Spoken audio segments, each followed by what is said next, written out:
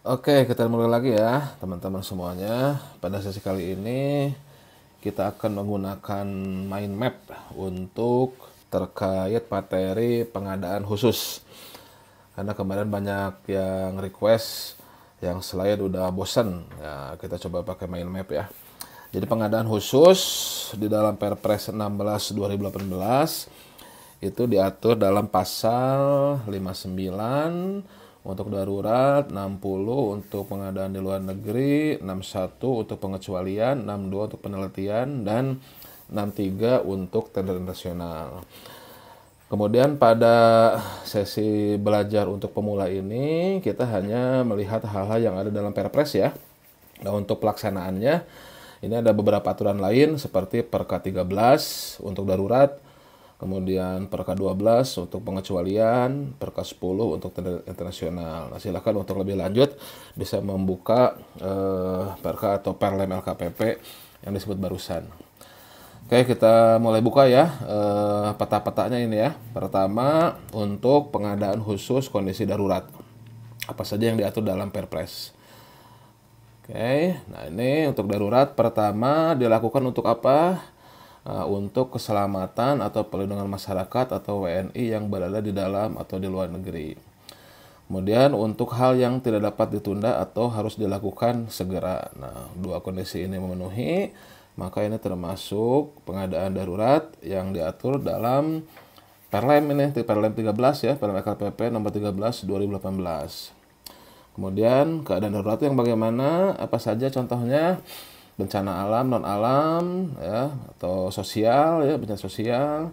Kemudian pelaksanaan operasi search and rescue seperti Basarnas ya. Kemudian kerusakan sarana atau prasarana yang mengganggu kegiatan pelayanan publik, bencana alam, non alam, sosial, situasi politik dan keamanan di luar negeri, dan atau kebijakan pemerintah asing yang berdampak kepada warga negara Indonesia. Kemudian bantuan kepada negara lain yang terkena bencana. Nah, ini kondisi-kondisi contoh untuk keadaan darurat. Kemudian, nah ini penetapan daruratnya. Nah, ini penetapan darurat ada yang namanya siaga darurat, tanggap darurat, dan transisi darurat ke pemulihan. Jadi, dalam kondisi-kondisi ini bisa kita lakukan pengadaan khusus dalam kondisi darurat. Kemudian, penunjukan langsung ya, ini dapat dilakukan terhadap penyedia terdekat yang sedang melaksanakan pengadaan barang jasa jenis. Sebetulnya istilahnya bukan penunjukan langsung ini ya, dilihat di PLM-nya ini. Jadi intinya kita langsung menunjuk kepada penyedia terdekat yang sedang melaksanakan pengadaan barang jasa jenis. Kemudian penyedia lain yang dinilai mampu dan memenuhi kualifikasi untuk melaksanakan kegiatan pengadaan barang jasa jenis. Misalkan penyedia-penyedia yang ada di katalog elektronik, nah itu silahkan bisa dipakai. Ini mekanismenya bukan penunjukan langsung ya, karena berbeda itu ya, berbeda. Nah, untuk detailnya nanti bisa dibaca pada Perka LKPP nomor 13 2018. Tapi untuk sekedar ujian dasar, ini pengetahuan di Perpres sudah cukup. Nah, ini terkait kondisi darurat. Kemudian untuk pengadaan khusus di luar negeri. Nah, ini poin-poin di dalam Perpres diatur bahwasannya awalnya itu berpedoman pada Perpres 16 tahun 2018. Nah, apabila tidak bisa melakukan dengan Perpres 16, maka dapat menyesuaikan dengan tata cara pengadaan barang jasa di negara setempat. Nah, kemudian aturan lebih lanjut diatur oleh kementerian yang mengatur hubungan luar negeri, tentunya Kemenlu ini ya. Nah, itu yang diatur terkait pengadaan khusus di luar negeri di pasal 60 Perpres 16. Kemudian pengecualian. Nah, pengecualian ini agak sedikit panjang ya. Jadi pengecualian ini ada 4 ya. Ada 4, yaitu pengadaan barang jasa pada badan layanan umum. Nah, ini diatur oleh kepala atau pimpinan BLI tersebut ya. Dapat diatur berbeda dengan Perpres, silahkan itu membuat sendiri ya. Kemudian tarif yang sudah dipublis secara luas, praktek bisnis yang sudah mapan, dan pengadaan barang jasa yang diatur dalam undang-undang lain. Nah, ini lengkapnya ada di Perka LKPP nomor 12 ya. Kita lihat tarif yang sudah dipublish secara luas apa saja. Nah, contohnya ini listrik, telepon, air bersih, bahan bakar gas, bahan bakar minyak. Nah, ini termasuk pengecualian yang mana tata caranya ada dalam PLM nomor 12. Kemudian praktik bisnis yang sudah mapan. Nah, ini ada 4 hal. Contohnya pelaksanaan transaksi dan usahanya telah berlaku secara umum. Ya, seperti pelatihan itu bisa.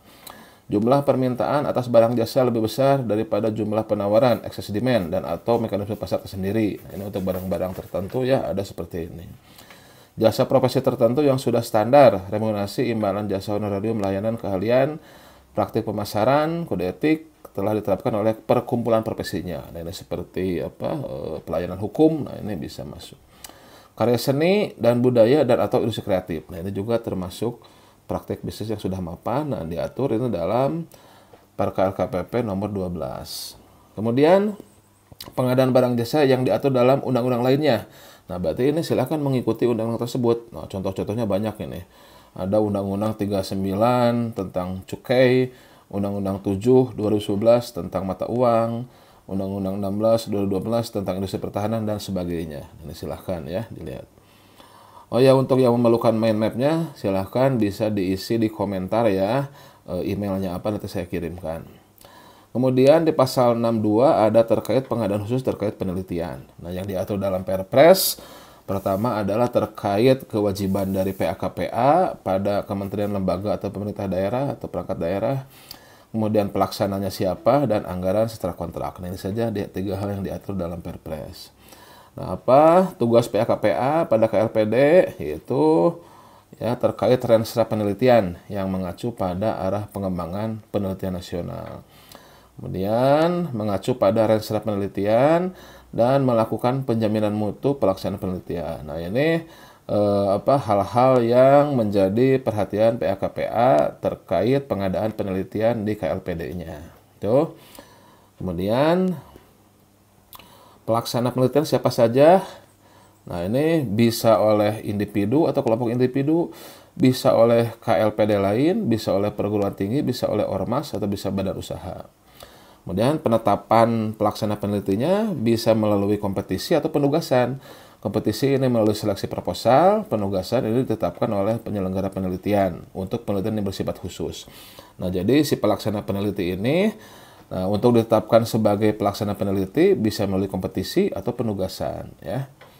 Oke, itu pelaksananya. Kemudian anggarannya bisa dari 1 tahun, bisa dari 1 atau lebih dari 1 penyelenggara ya, dalam artian bisa dari APBN, APBD atau dana hibah dari luar. Kontraknya bisa 1 tahun anggaran atau lebih 1 tahun anggaran. Pembayaran bisa bertahap sekaligus dan pembayaran berdasarkan produk atau sesuai kontrak. Nah, ini tentunya sesuaikan dengan kontraknya. Nah, terkait pengaturan hal ini diserahkan kepada kementerian yang mengatur penelitian. Kemudian terakhir pasal 63 ada tender internasional. Nah, ini aturan detailnya di Perlem LKPP nomor 10 2018. Nah, ini dapat dilaksanakan kapan tender internasional ini? Nah, ini untuk konstruksi untuk nilai di atas 1 triliun. Untuk barang atau jasa lainnya di atas 50 miliar, jasa konsultan di atas 25 miliar. Jadi kalau di atas angka-angka ini dapat dilaksanakan tender internasional. Nah, ini dilakukan di bawah nilai-nilai tadi bisa saja dilakukan tender nasional kalau tidak ada penyedia dalam negeri yang mampu melaksanakan. Nah, jadi kalau di bawah 1 triliun untuk konstruksi, kalau tidak ada pelaku dalam negeri yang mampu melaksanakan, maka dapat dilakukan tender internasional. Kemudian pengadaan barang jasa yang dibiayai oleh lembaga penjamin kredit ekspor atau kreditur swasta asing. Nah, ini dapat dilaksanakan tender internasional. Ketentuannya, nah ini ya yang ada dalam Perpres, ketentuan di dalam Perpres terkait tender internasional, yaitu ketika melaksanakan tender internasional maka nanti pemenangnya harus bekerja sama dengan industri dalam negeri dalam hal suku cadang dan purna jual. Kemudian diumumkan pada situs atau website kementerian, lembaga, Pemda, dan situs web internasional. Minimal ditulis dalam 2 bahasa Indonesia dan bahasa Inggris. Kemudian kalau ada permasalahan, ada perselisihan, bahasa Indonesia dijadikan acuan. Mata uangnya rupiah dan atau sesuai dengan perundang-undangan. Oke, itu terkait pengadaan khusus yang diatur dalam Perpres 16 dengan menggunakan mind map. Nah, teman-teman apabila ada yang memerlukan mind map-nya, silahkan tulis di komentar untuk alamat email, nanti saya akan kirimkan ke emailnya masing-masing. Demikian, terima kasih atas perhatiannya. Salam sehat selalu dan salam pengadaan dari Bogor.